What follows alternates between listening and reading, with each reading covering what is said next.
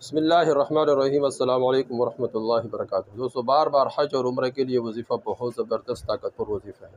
ویسے حج اور عمرہ کے لیے وظائف بہت زیادہ ہے، بہت زیادہ ہم بتا چکے ہیں، لیکن یہ جو وظائف ہے یہ وظائف کے نچوڑ ہے۔ اگر اس کو پابندی کے ساتھ کیا جائے تو اللہ جل شانہ اس وظیفے کی برکت سے بار بار حج اور عمرہ کرنے کی توفیق عطا فرمائیں گے۔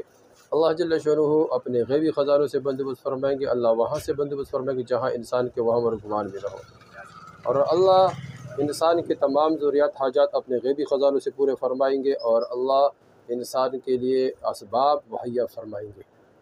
وظیفہ بہت آسان ہے، ہر آدمی کر سکتے ہیں۔ روزانہ 2 رکعت نوافل پڑھنا ہے، اس طریقے سے کہ پہلے صلاۃ الحاجات پڑھے اور پہلے رکعت میں سورہ فاتحہ کے بعد قل اعوذ برب الفلق 11 مرتبہ پڑھے، دوسرے رکعت میں قل اعوذ برب الناس 10 مرتبہ پڑھے۔ یہ ایک عمل ہو گیا۔ اس کے بعد دعا مانگے کہ اللہ مجھے بار بار حج اور عمرہ کرنے کی توفیق عطا فرمائے، اور اللہ جل شانہ سے رو کر مانگے۔ دوسرا عمل یہ ہے کہ دوستو روزانہ کچھ نہ کچھ جمع کریں، کچھ نہ کچھ رکھیں۔ یہ مفتی تقی عثمانی صاحب فرما رہے کہ میرے والد صاحب مفتی شفیع صاحب بھی یہ فرمایا کرتے تھے کہ جو حج عمرہ کے لیے جانا چاہتے ہیں تو اس کو چاہیے کہ وہ بار بار اللہ سے مانگے، روئے، دعائے، اور اس طرح کچھ اسباب مہیا کرے۔ یہ ضروری نہیں کہ روزانہ ایک آدمی لاکھ روپے جمع کرے، 1000 روپے جمع کرے۔ ایک آدمی کا بس میں اور ایک آدمی کا جو استطاع ہے وہ 1 روپے کا ہے، مہینے میں وہ 10 روپے جمع کر سکتے، مہینے میں وہ 1000 روپے جمع کر سکے، دن میں وہ 100 روپے جمع کر سکتا ہے۔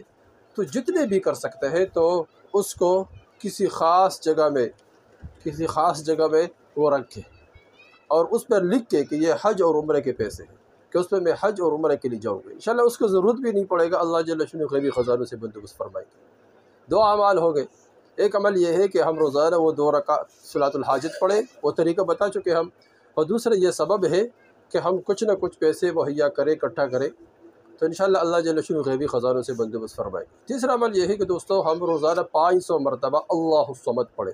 اول میں 11 مرتبہ درود شریف پڑھے، آخر میں پھر 11 مرتبہ درود شریف پڑھے، اور پھر اللہ الصمد یہ پڑھے کتنے؟ 500 مرتبہ، 500 مرتبہ، اور اس کے بعد پھر 11 مرتبہ درود شریف پڑھے۔ یہ 3 اعمال ہو گئے۔